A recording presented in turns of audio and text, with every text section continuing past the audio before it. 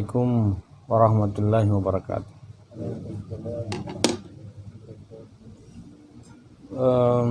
Kita sudah menjelaskan pemikiran Al-Syariati paling tidak 1, 2, 3, 4 buku ya. 4 buku. Kerangkanya paling tidak secara umum kita sudah tangkap. Tinggal makna, imajinasi yang dikembangkan tiap-tiap struktur itu yang mungkin diperdalam ya. Tapi garis-garis besar pemikirannya dia itu sudah nyata, sudah gamblang ya. Dia tidak keluar dari kerangka itu. Walaupun dalam tema apapun dia angkat berbeda, tapi struktur umumnya dia selalu menarik dalam hal-hal yang sifatnya satu, model-model dia adalah model pencarian jati diri ya, dan yang kedua modelnya dia adalah orang-orang yang senantiasa mencari dalam kediriannya itu dalam aspek-aspek sosial sejarah. Kalau kita membaca buku-bukunya paling tidak kita menemukan ada aspek kegelisahan dia ya. Sangat nyata sekali melihat satu sisi kita menemukan arti emosinya yang sangat kuat, tapi di sisi yang lain sebenarnya dia gelisah ya. Dia gelisah akan dirinya, gelisah akan sosialnya, gelisah akan tanggung jawabnya. Itu terpatri memang pada tulisan-tulisan dia ya. Jadi sebuah emosionalitas dia pada pemikirannya itu sebenarnya berangkat dari sebuah kegelisahan akan sebuah terma manusia terkait dengan kekhalifaannya. Dengan begitu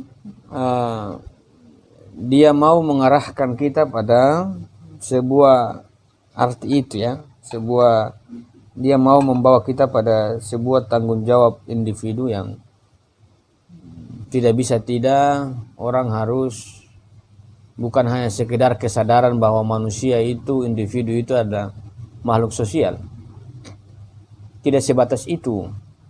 Namun memang benar-benar dia adalah sebuah entitas yang tidak terpisah dengan yang lain. Nah, pertanyaan-pertanyaan kenapa orang itu begitu lemah dalam sosial, begitu lemah dalam kehidupannya ya. Rumusan-rumusan yang beliau jelaskan dalam tafsir-tafsir keislamannya itu selalu bagaimana meramu agar individu itu progresif. Dalam keprogresifannya itu dia selalu menemukan yang dia cari ya. Tidak ada sebuah jalan yang bisa ditemui oleh individu kecuali dengan jalan progresivitas, pengorbanan, cinta dalam arti syahadah. Hal yang sama ketika kita melihat membaca buku Doa Tangisan dan Perlawanan ya. Dia jika dilihat membaca sekilas, teman-teman membaca sekilas tipis, bukunya tipis. Tadi saya kira saya sudah bawa padahal saya lupa tuh. Bisa lupa tuh ada apa di pikiran saya. Tapi lupa ya. Nah saya sudah pegang tadi itu. Ada persoalan lagi berarti. Jadi membaca buku itu tipis ya, tipis. Kita bisa melihat bagaimana kerangka doa ya. Kerangka doa yang sejauh ini pemaknaannya juga berbeda terkait dengan doa ya. Doa, tangisan dan perlawanan. Kenapa kita harus berdoa ya? Pertanyaannya kan begitu. Kenapa kita harus berdoa? Namanya apa gunanya doa? Dan bagaimana sebenarnya orang itu berdoa? Dan apa yang dia doakan ya? Seringkali kita berdoa ini yang kita minta itu apa, dan yang kita mau doakan itu apa. Seringkali kita berputar-putar dalam hal itu.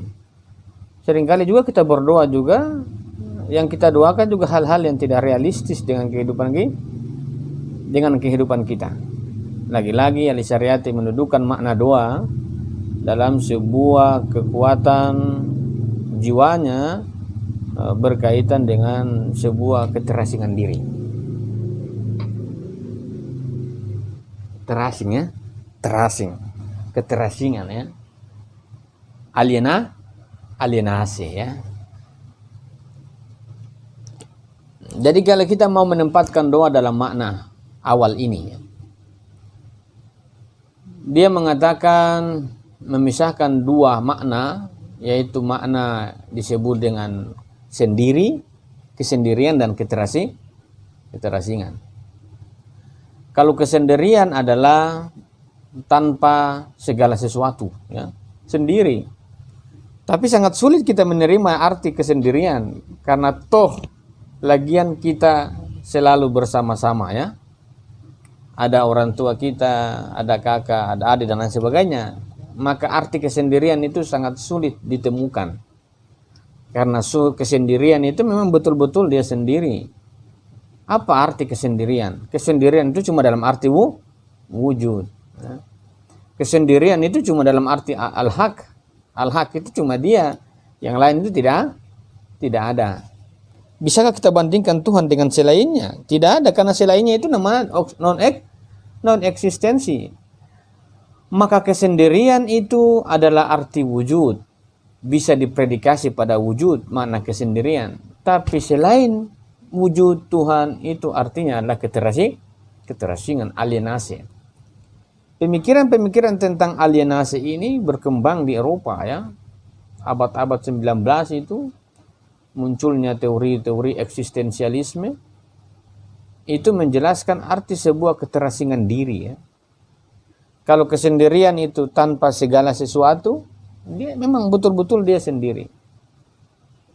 Namun di fakta sosial kita sulit menemukan arti kesendirian. Hatta kita mengatakan kita sendiri tidak ya, tidak. Selalu saja ada ada selain kita, ada segala sesuatu. Tapi kalau kita mengartikan bahwa dia ini adalah arti keterasingan, dia meletakkan arti keterasingan itu tanpa dia. Kita bisa bersama-sama di sini, bukan dalam makna kesendirian, namun makna keterasingan. Kita bisa senyum-senyum di sini, jangan-jangan jiwa kita itu luka. Itu keterasingan. Kalau kita di sini, assalamualaikum, saling menyapa, tapi apakah benar-benar bahwa kita itu tidak mengalami sebuah keterasingan? Lagian toh keterasingan itu makna tanpa dia.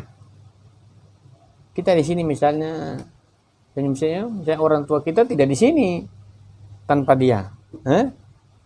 Yang relatif begini, kakak kita di sini tanpa dia. Walaupun saya bicara begini, tapi tanpa dia, tanpa terasing kan?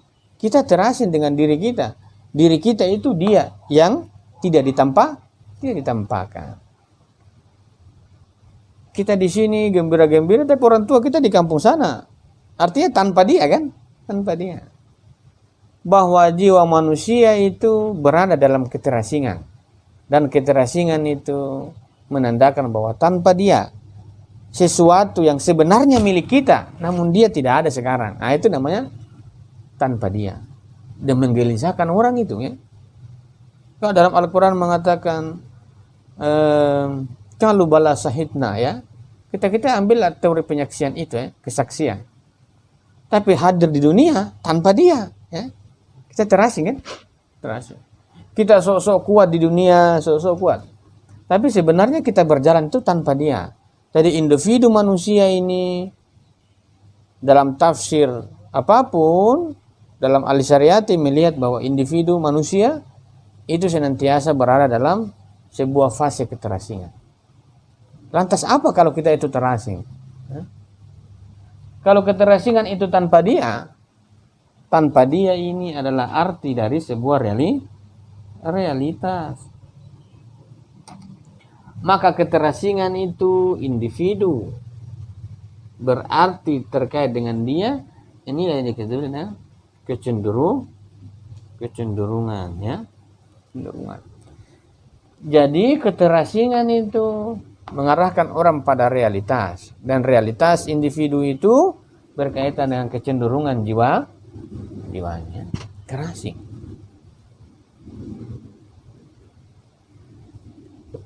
Satu hari, 2 hari, 3 hari, kita senantiasa bertanya-tanya, paling tidak dalam jiwa kita, sebenarnya di mana itu dia? Dia dalam tafsir manusia itu adalah sesuatu yang sebenarnya milik kita, bagian dari kita, tapi sementara ini dia terpisah dengan kita. Atau misalnya kita mengatakan begini, yang sederhana, tanpa dia itu bagaimana? Yang paling kira-kira paling berdampak pada jiwa kita, misalnya sesuatu itu adalah milik saya, bagian dari saya. Cuma sesuatu itu sekarang tanpa kehadiran dia. Jadi individu dalam keterasingannya di tengah-tengah keramaian sosial itu sebenarnya dia menyendiri dalam arti keterasingan, ya. Bukan kesendirian yang tadi, ya. Tapi keterasingan itu adalah sebuah keramaian, kita ini ramai, namun di tengah-tengah keramaian ini individu semua berada dalam keterasingan dan kesendirian dalam dalam mengingat arti dia dalam setiap individu. Makanya arti keterasingan ini, individu dalam kaitannya dengan dia itu senantiasa berada dalam apa? Dalam sebuah tangisan awal. Individu begini ini berasal dalam tangisan awal. Tangisan pertama, ya. Saya belum bicara. Saya mau meletakkan dua tangisan itu. Jadi terasing ini tanpa dia, ya. Coba bayangkan saja dalam jiwa kita itu, dalam kehidupan kita, orang itu, atau kita anggaplah misalnya ada orang yang paling kita sayangi meninggal, ya. Rumah itu menjadi kosong, ya. Kita hidup di rumah misalnya, ada orang tua kita, ada kakak kita, tiba-tiba pergi. Rumah itu tanpa dia itu rasanya apa? Hampa. Jadi kalau kehidupan manusia, individu itu tanpa dia itu rasanya memang hampa, kosong, membuat jiwa orang itu tidak semangat. Tidak semangat itu maka muncullah disebut dengan tangisan awal. Menangis, ya. Orang menangis kalau tanpa dia itu. Rindu akan dia sehingga menyebabkan orang menangis. Ini disebut dengan apa? Cinta diri. Cinta diri nih. Ini cinta awal, ya. Kerinduan terhadap dia menyebabkan orang itu menangis. Tangisan itu terkait dengan apa? Untuk bertemu dengan dia. Jadi kecenderungan orang terhadap dia dalam fase kehidupan kita itu akan memunculkan yang disebut dengan tangisan. Tangisan. Jadi tangisan itu yang kemudian apa? Membawa orang pada sebuah titik pertama yang disebut dengan urgensi doa. Jadi orang yang senantiasa berdoa itu adalah orang yang sampai pada titik kerinduan akan dia.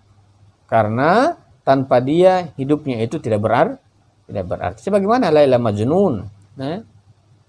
Laila Majnun itu menarik, ya. Atau kita melihat misalnya Habibi dan Ainun. Tanpa Ainun, Habibi terasing, ya. Tiap hari ke kuburan berdoa, wahai Ainun, ya. Tanpa dia itu. Jadi tanpa dia itu menyebabkan orang menangis. Kenapa? Karena tanpa dia ini individu tidak akan mengalami yang disebut dengan kekuatan, disebut dengan keseimbangan, disebut dengan keharmonisan dan lain sebagainya. Maka jiwa manusia itu senantiasa menuju pada sesuatu itu. Karena sesuatu itu adalah bagian darinya. Namun sejauh sebelum bertemu dengannya, tangisan itu akan berbarengi dengan doa. Doa yang tidak ada tangisannya, ini adalah doa yang penuh dengan kepalsuan. Doa itu, di dalam doa itu ada tangisan. Karena apa? Berkaitan dengan sesuatu yang dirindukannya, dan itu berkaitan dengan realitas. Untuk apa? Untuk bertemu dengan sesuatu itu. Ini doa. Arti keterasingan. Jadi kalau kita hari ini mengatakan bahwa kita kuat, apakah saya ini individu telah menemukan sesuatu? Sejauh dalam kehidupan sosial, arti individu itu selalu berada dalam arti keterasingan. Selalu individu itu dalam arti keterasingan. Kalau kita bilang individu dalam arti kesendirian, tidak, syirik kan nanti. Karena hanya Allah itu yang sendiri, tidak ada selain Allah itu yang mengatakan eksistensi. Tapi kalau manusia secara sendiri dalam arti partikular, dia dimanai oleh kesendirian. Kenapa dia bisa sendiri? Kenapa dikatakan bahwa manusia itu terasing? Kenapa individu itu senantiasa bergelora jiwanya untuk mencari, bermuarah kepada sesuatu yang tak terbatas? Karena sesuatu yang terbatas itu bagi dia ingin jumpai yang bisa menjawab arti keterasingan. Jadi kita hidup di alam ini sejauh ini adalah sebagaimana orang yang hidup sebatang kara. Dia punya jiwa, yang pemilik jiwa itu tidak ada. Kita hidup di alam ini seakan-akan kita gembira, bahagia, sambil senyum dan tertawa. Tapi pada saat bersamaan kita itu Jadi orang-orang yang menyadari dirinya terasing adalah orang-orang yang senantiasa mengurangi ketawa, ya. Kurangi ketawa sedikit. Ketawa kurangi. Ya, teman-teman mau ketawa besar-besar, ya. Nonton sulit itu ketawa besar-besar. Orang-orang yang senantiasa berada dalam keterasingan, dia akan menyibukkan dirinya dengan apa? Tangisan dan doa. Untuk apa? Untuk kecenderungan fitrahnya bertemu dengan apa yang dimaksud dengan dia. Bagaimana kita bertemu itu hal lain. Tapi paling tidak ada sebuah kekuatan doa diletakkan dalam arti individu, ya. Ini doa awal. Jadi orang pasti memasuki ruang doa berkaitan dengan al-haq. Karena al-haq, dia itu realitas itu harus ditarik menjadi bagian diri individu. Kalau ini tidak diartikan dalam sebuah tafsir manusia keterasingan, maka yang ada kesendirian. Namun kesendirian itu hal yang mustahil. Kenapa? Karena lagian toh tanpa segala sesuatu cuma wujud. Namun individu dalam kehidupannya dia terasing. Terasing dengan apa? Terasing dengan dirinya. Jadi individu dengan dirinya dia terasing. Karena sesuatu yang membuat dirinya dia terasing cuma dia. Maka ketika terlepas dari dia, individu itu terasing pada eksistensi individu itu adalah terasing. Eksistensi individu adalah terasing. Kalau kita bercanda-bercanda, iya, individu-individu yang mandiri itu sebenarnya adalah orang-orang yang terasing. Karena dirinya itu sebenarnya lepas. Sesuatu yang bagian dari dia lepas. Bahkan inilah sebagai penentu jati dirinya. Kalau itu dilepaskan dari dia dalam kehidupannya, yang adalah sebuah keterasingan, keganjilan kehidupan. Maka dari terasing itulah dia memunculkan sebuah orientasi tangisan dalam doanya. Ya Allah, minta mobil. Ini justru teman-teman minta adalah sesuatu yang mengasingkan dirinya. Sesuatu yang kita minta dalam kehidupan kita sehari-hari, sesuatu itu adalah bukan bagian dari diri kita. Lantas kita minta secara terus-menerus, makin itu ada pada kita, justru makin membuat kita dalam keterasingan. Karena sesuatu yang dituju oleh individu untuk menghilangkan sebuah eksistensi keterasingannya adalah cuma satu, wujud, pertemuan dengan dia. Itu yang menjawab sebuah kegelisahan. Makanya kalau kita melihat Ali Syariati betul-betul gelisah. Karena dia adalah individu yang terasing. Kita ini sempat tersenyum-tersenyum. Masih makan super mie. Makin makan ikan goreng. Sambil ketawa-ketawa, ya. Sambil ketawa-ketawa. Membaca ruang jiwa Ali Syariati dalam pemikirannya. Kayaknya jarang sekali kita lihat dia ketawa, ya. melawak juga tidak ya. Yang ada bagaimana dia menulis tentang puisi-puisinya. Itu membaca juga menarik. Coba teman-teman baca Ayatullah Muhammad Baqir Sadat. Dia pernah senyum-senyum tidak itu karya-karyanya tuh. Bahkan kita baca juga kaku kan. Bagaimana kerasnya hidup ya. Terasing ya. Terasing. Baca Ayatullah Mutahari. Dia pernah senyum-senyum. Ya. Bagaimana itu jiwa mereka dalam sebuah keterasingan. Kalau orang-orang yang merasa jiwanya terasing, karena keterasingan itu terlepas dari dia. Bukan dari yang lain, dari dia. Jadi kita berada dalam sebuah garis kemasyarakatan, keumahan, namun pada prinsipnya semua individu-individu dalam relasinya itu berada dalam sebuah keterasingan kan tanpa dia. Makanya saya kemarin mengatakan gaib ya, karena tanpa dia individu terasing dalam titik itu. Kita mencari sesuatu adalah sesuatu yang kita cari tidak memunculkan, tidak menimbulkan jati diri individu. Justru ini adalah jawaban atas keterasingan. Dan jawaban atas keterasingan itu dilalui oleh apa? Tangisan yang tanpa henti. Selagi belum bertemu menangis terus individu ya. Mengemis namanya. Tangisan. Jadi doa dalam irisan individu adalah doa yang di dalamnya ada tangisan. Ini doa yang serius-serius ini. Allah minta mobil kah? Belum ada kue ini. Buka jalan jodoh. Begitu. Sesuatu yang kita minta yang membuat kita tambah terasing. Menurut Al-Syariati, dia ini adalah penyebab segala sesuatu itu menjadi terasing. Dan dalam kaitan individu ini terasing.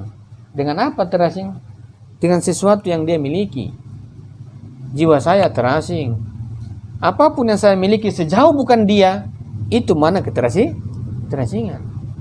Saya dengan Emon bersama-sama duduk bercanda terasing. Saya dengan Tale duduk bersama berdiskusi dalam keadaan keterasingan. Jadi apa di dunia ini yang kita cari? Kalau bukan sesuatu yang itu penyebab kita menemukan eksistensi diri kita dan menjawab seluruh kegelisahan keterasingan individu. Dan sumber tujuan orang sebagai sebuah kecenderungan dirinya itu terkait dengan realitas. Ini adalah sebuah jawaban akan keterasingan individu. Kita bisa bayangkan ya, kalau kita misalnya masuk di satu daerah dan orang itu kita tidak kenal, kemudian kita bersama-sama, kita terasing. Masuk di sebuah komunitas yang kita juga tidak tahu sebelumnya, kita pasti terasing. Kalau kita terasing, pasti di jiwa kita itu rasanya bagaimana? Kalau kita berada dalam sebuah komunitas, kemudian kita terasing. Atau orang berusaha mengasingkan kita. Dan keterasingan itu kita dapatkan dalam jiwa kita, pasti sangat berpengaruh. Namun keterasingan terkait dengan dia, itu harus wujud dari orang-orang yang terasing. Itu berkaitan dengan, pertama, ada tangisan. Dan itu doa pada awalnya. Dalam keterasingan juga ada muncul doa. Ini yang pertama. Jadi doa dan tangisan dalam arti-arti keterasingan itu senantiasa dia apa? Dia memuji kekasihnya, dia memuji, memberikan sebuah pujian-pujian, kelembutan dalam doanya. Orang bilang mengemis, memanggil namanya. Karena cuma itu yang dia tuju dalam kehidupan awalnya. Ya Allah, Engkau Maha Pemurah, Maha Pengasih, Penyayang, Lemah Lembut, Maha yang tidak tega. Nah, itu orang-orang yang berada dalam sebuah tingkat keterasingan diri. Ini kita tidak. Ya Allah, minta mobil, saya rezeki kurang ini, tambah sedikit kah? Tidak. Karena sumber dari keterasingan dia harus tuju. Dalam doa dan tangisannya akan melambungkan jiwanya berada dalam sebuah tingkat paling tinggi. Jadi orang-orang yang menangis dalam doa adalah orang-orang yang meningkatkan jiwanya untuk mendekatkan dirinya dengan realita. Doa ya. Jadi doa ini dalam setiap sendi kehidupannya dia menarik keterasingan itu jiwanya itu mendekati realitas dua. Kita bisa bahasakan spiritual yang sifatnya candu sementara ini, ya. Spiritual awal. Jadi tangisan itu mengeluarkan beban yang bergejolak, ya. Semua beban yang paling berat dalam keterasingan adalah sebuah kerinduan yang melelahkan jiwa individu karena sesuatu yang kita rindukan itu belum kita temui. Maka jiwa seorang perindu yang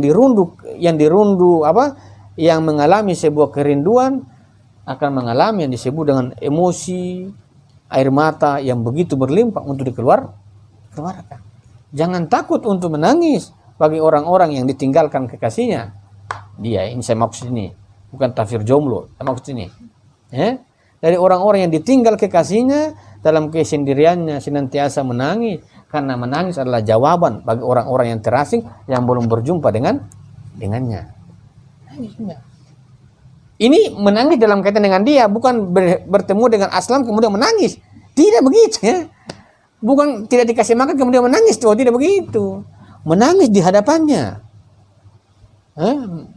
mengimajinasikan di mana posisinya. Kemudian kita mengeluarkan semua duka kita. Ya Allah, saya berduka terpisah denganmu. Ya Allah, hari ini saya bermaksiat denganmu. Ya Allah, dengan hari ini saya tidak menemukan apa yang kau inginkan. Tangisan itu, ya. Tangisan semua. Ya Allah, hari ini saya masih baca begini-begini. Semua adalah, maka tangisan-tangisan dalam jiwa manusia yang keluar secara terus-menerus dalam bukti air mata. Air mata itu tidak palsu. Ini bukan air mata buaya, ya. Air mata itu adalah sebuah bukti bahwa seorang orang yang ditinggal kekasihnya, yang terpisah sementara, nanti air mata itu menjadi bukti. Dan air mata itu adalah sebuah, saya belum menemukan tafsir air mata itu yang melemahkan, ya. Orang kalau dalam tekanan pasti tekanan, tapi kalau dia sudah luapkan dalam emosi air matanya, itu jiwanya mulai ringan, ya. Jadi kalau menulis sebuah curhatan, mau sakit hati kah, bara api kah apa, tulis dengan penuh air mata, itu pasti keluar, ya. Jangan tantang tuh, ya. Kamu pengkhianat, kutukan sejarah, misalnya gitu, ya. Itu luapan air mata harus lepas, ya. Jangan kita malu, ya. Enggak, karena lagian tuh air mata ini kita hanya persembahkan untuk dia, jangan selainnya. Perhatikan, air mata itu senantiasa bersama dengan ini, dipersembahkan hanya dengan ini, tidak selainnya. Karena sesuatu yang kita tuju dan kita rindukan adalah dia, dan dia adalah jawaban dari air mata yang kita berikan. Kembangkanlah, kalau kita bisa mengatakan sebenarnya kalau kita mau melawan sebuah hal-hal yang menurut kita itu berat, yang kita buat adalah gerakan-gerakan air mata, ya. Indonesia ini terlalu maskulin, jarang orang menangis, salawat juga orang ketawa di dalam kok, padahal sebuah gerakan air mata itu adalah gerakan pertemuan terhadap sesuatu yang dia cintai, sesuatu yang dia rindukan, yang sejauh ini terpisah, gaib, ya, terpisah, gaib. Jadi umat Islam, kalau kita mau tafsiran keislaman, sebenarnya umat yang paling senantiasa menangis setiap hari. Bukan karena tidak makan, tidak. Berkaitan dengan sebuah tekanan jiwa yang sejauh ini berada dalam sebuah kehidupan yang dinamikanya itu begitu kuat, tekanannya begitu kuat, namun jawaban akan tekanannya itu tidak ada. Belum ada jawabannya, maka air mata yang dia munculkan itu dia persembahkan hanya apa? Untuk ini. Air mata dipersembahkan untuk ini, tidak selainnya. Kalau air mata kita persembahkan ke selainnya, berarti itu disebut dengan apa? Mata keranjang, ya. Mata keranjang. Kita cinta dia, kemudian kita sembahkan air mata di orang lain, itu memang mata keranjang. Air mata cuma ini saja, hanya cuma satu fokusnya, air mata terus keluar, ya. Dan itu dalam lantunan doa, ya. Orang berdoa itu dengan ucapan, kan? Doa itu kan adalah sebuah ucapan hasrat yang muncul dalam jiwa, yang disampaikan dengan apa? Linangnya air mata. Jadi satu, ada bahasa emosi perasaan yang muncul dalam ucapan manusia, yang kesatuan pikiran dan perasaannya itu muncul digaungkan. Pada saat bersamaan ada bahasa batin yang keluar, dan itu adalah air mata. Jadi setiap kata, setiap ucapan yang dia ucapkan, teman sejati dari doa itu adalah air mata. Yang itu adalah orang-orang yang jatuh pada sebuah kecintaan akan dirinya al-haq. Kalau kita misalnya kalau putus cinta misalnya, mengalami dinamika diri. Dan kalau dia berdoa sama Tuhan, dia menangis itu. Orang yang mengalami sakit hati kalau berdoa tuh menangisnya bagus. Khusyuk ya. Khusyuk ini tangisan ya. Kalau orang biasanya patah hati begitu. Patah hati, dikecewakan. Misalnya berdoa sama Tuhan tuh dahsyat. Kutukan-kutukannya ada. Air mata itu bagus ya. Air mata itu identitas dengan orang-orang yang terasing. Air mata itu identitas dengan orang-orang yang senantiasa menderita. Terasing itu titiknya itu. Derita ya. Dia derita dulu. Hidup ini perjalanan penderitaan. Karena apa? Karena kosong ya. Derita. Jadi selama kita belum menemukan yang disebut dengan dia sebagai bagian dari diri kita, hidup kita adalah sebuah hidup penderitaan.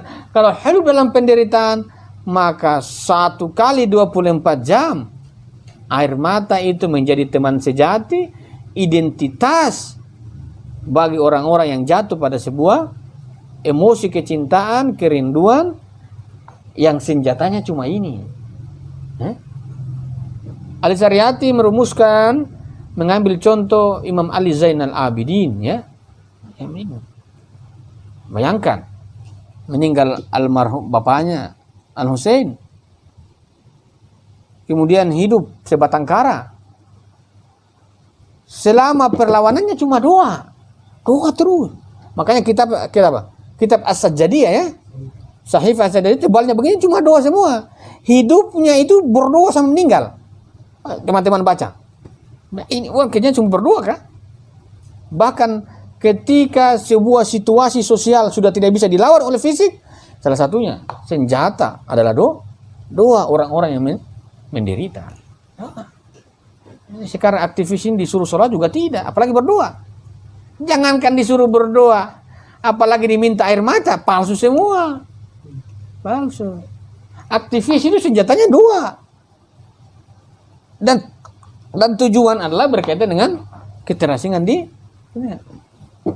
Imam Ali Zainal Abidin, keturunan Rasulullah ketiga. Itu senjatanya dalam perang cuma doa. Ketika di embargo, ditekan oleh kekuasaan, tidak bisa mengajar, semua selama hidupnya menangis. Doa. Lumayan teman-teman baca Sahif As-Sajjadiyah. Tafsir doanya itu dahsyat ya. Tapi doanya itu bukan doa yang minta mobil, bukan doa yang minta rezeki, tidak. Doa yang mencerahkan orang ketika membacanya, dan kalau dihayati, ketika doa itu dibaca, air mata pun kita jatuh. Yang kita baca saja bisa jatuh air mata, apalagi orang yang mengalami derita itu ya. Kita saja membaca doa saja, doa-doa Rasulullah dan sahabat-sahabat mulianya dan keluarganya, kita bisa membaca teks-teks doanya itu teks-teks ajaib ya. Bahkan di mana? Di India kalau tidak salah, itu orang pengobatannya itu satu medis, yang kedua dengan doa, zikir ya. Setelah disuntik, kemudian mulai mereka berdoa. Indonesia ini tidak sekarang. Kalau doa itu kecuali yang dukun-dukun. Kalau dokter modern tidak begitu. Operasi, potong, gunting dan lain sebagainya. Dan ada doa, minus doa ya. Padahal dalam kaitan dengan kehidupan kita, ini yang paling kuat, senjata kehidupan. Posisinya dalam keterasingan. Jadi individu itu melambungkan dirinya terkait dengan dia itu satu, ada tangisan awal. Tangisan awal ini tangisan menghamba ya. Tangisan mengemis, doa mengemis, ini awal itu. Artinya individu berkaitan dengan dia dalam kecenderungan realitas yang umum, realitas itu senjatanya cuma dua. Ini disebut dengan apa? Hasrat-hasrat individu yang diletakkan sejak awal dalam instingnya meletakkan tangisan. Kecenderungan orang begitu. Kalau ada sesuatu yang hilang, dia akan menangis, ya. Kecenderungan orang begitu. Kalau ada sesuatu yang dia sayangi baginya itu pergi, pasti dia pasti menangis. Ada orang yang kita cintai kemudian meninggal. Ada tadi misalnya saya buka YouTube, tiba-tiba ada iklan awal, ya. Judulnya luka hati. Bahwa luka yang berat ada dalam hati itu bisa diringankan oleh menangis. Bagus juga ini, ya. Kartun, ya, kartun kayak apa namanya, kartun begitu. Judulnya luka, bukan ya. Orang-orang yang sakit hati lah intinya. Jawabannya teman-teman, sakit hati seberat apapun itu ada kala menangis itu sebagai solusi yang paling jitu. Menangis ya, menangis. Teman-teman jangan malu dikatakan kesian ceng, Anda menangis saja. Yang penting air mata itu jangan ditunjukkan di orang, tidak. Jangan ditunjukkan. Berarti apa? Dia punya tempat yang khusus, dia punya waktu-waktu yang khusus untuk apa? Untuk melampiaskan emosi, ya. Melampiaskan emosi individu yang berada pada sebuah keterasingan diri. Bayangkan kita sendiri begini saja, yang kita merasa bahwa kita ini eksistensi. Namun pada saat bersamaan itu sebenarnya kita adalah eksistensi keterasing. Kalau memang tidak terasing, maka tidak ada disebut dengan apa? Proses menjadi. Ali Syariati meletakkan teori becoming. Pertanyaan kemudian, kenapa dia harus berproses dalam kemenjadian? Karena dia mau mencari ada makna kehakikian. Sebelum itu ada proses menjadi, untuk mendorong dia terus berproses, dia harus meletakkan arti keterasingan. Dan keterasingan itu berkaitan dengan kehilangan dia, dan dia harus wujudkan dalam apa? Sebuah perantara, tangisan, dan doa. Inilah jiwa-jiwa orang yang merasa merindukan sesuatu yang dia inginkan, namun sesuatu yang dia inginkan itu sekarang belum bersama dia, dan sebuah tujuan tangisan dan doa itu pertemuan.